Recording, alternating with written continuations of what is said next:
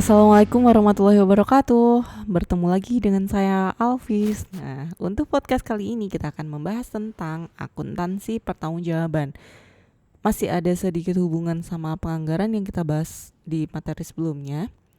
Jadi, akuntansi pertanggungjawaban ini adalah sistem akuntansi yang menekankan perilaku manajer dan para akuntan sangat dipengaruhi oleh bagaimana kinerja atau performance-nya. Sistem akuntansi yang mengakui berbagai pusat tanggung jawab pada keseluruhan organisasi dan mencerminkan rencana serta tindakan setiap pusat tanggung jawab itu dengan menetapkan penghasilan dan biaya tertentu bagi pusat yang memiliki tanggung jawab yang bersangkutan.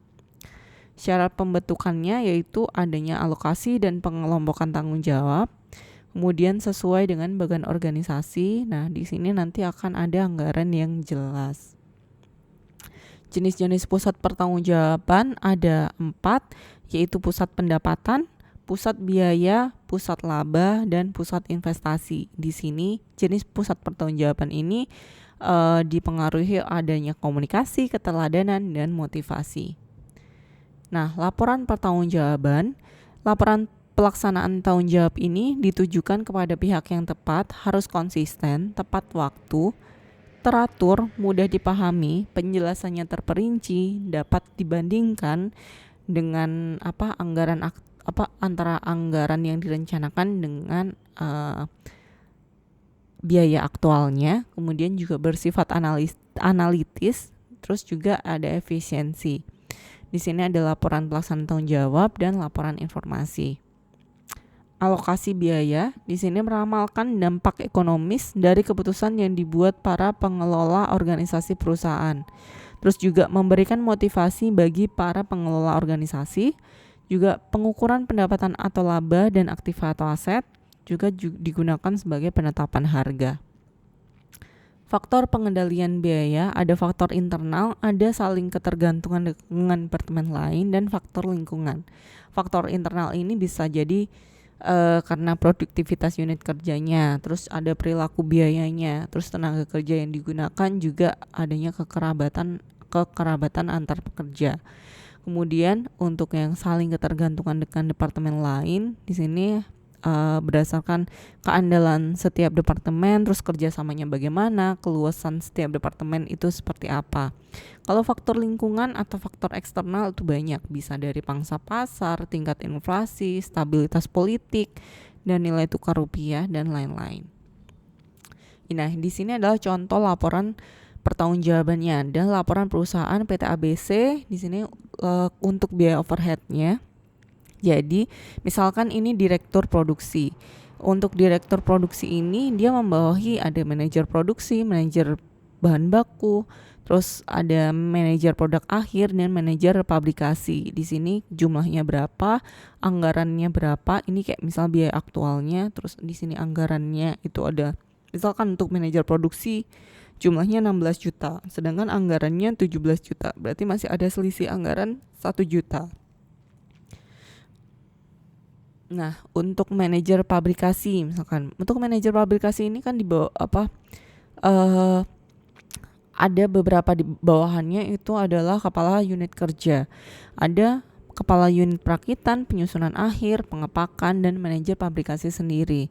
Di sini ada biaya aktualnya, terus anggarannya berapa. Misalkan untuk kepala unit perakitan itu anggarannya biaya aktualnya 88 juta, kemudian anggarannya 89 juta, jadi ada selisih 1 juta. Nah, kepala unit perakitan itu membawahi kepala bagian komponen dasar, komponen penunjang, dan pekerjaan pabrik. Sama di sini. Nah, masing-masing dari analisis penyimpangan dan anggaran fleksibel. Di sini tujuan utama akuntansi pertanggungjawaban itu adalah pengendalian biaya. Kenapa pengendalian biaya ini didasarkan pada pengendalian biaya sesungguhnya dengan biaya dianggarkan. Tadi kita ada jumlah, jadi biaya yang sesungguhnya terjadi ada biaya aktualnya, kemudian biaya yang dianggarkan, menghubungkan apa yang terjadi dengan apa yang direncanakan atau seharusnya terjadi. Nah, anggaran fleksibel di sini adalah anggaran yang disesuaikan dengan tingkat aktivitas sesungguhnya. Jadi biaya yang dianggarkan pada aktivitas sesungguhnya ini dapat digunakan untuk menghitung penyimpangan pengeluaran dan kapasitas menganggur. Misalnya penyimpangan tersebut berguna untuk mengevaluasi kinerja departemen atau pusat biaya. Misalkan penyimpangan pengeluaran. Jadi adalah perbedaan antara biaya sesungguhnya dengan biaya dianggarkan pada aktivitas sesungguhnya. Jadi penyimpangan pengeluaran itu sama dengan biaya sesungguhnya dikurangi biaya dianggarkan pada aktivitas sesungguhnya. Kalau penyimpangan kapasitas menganggur di sini adalah biaya dianggarkan pada tingkat aktivitas sesungguhnya dikurangi biaya yang dibebankan. Jadi akuntansi pertanggungjawaban ini ada beberapa pendekatan alternatif yang dapat dikelompokkan menjadi 2, yaitu yang pertama berhubungan dengan perilaku disfungsional manajer yang dievaluasi atas dasar kinerja yang dilaporkan oleh sistem tersebut. Yang kedua berhubungan dengan kegunaan data yang dihasilkan oleh sistem bagi manajer. Perilaku disfungsional manajer itu apa? Yaitu manajer mengendalikan aktivitas yang menimbulkan biaya sehingga penyimpangan yang terjadi dibebankan kepada manajer, bukan kepada proses bisnis penyebab terjadinya penyimpangan.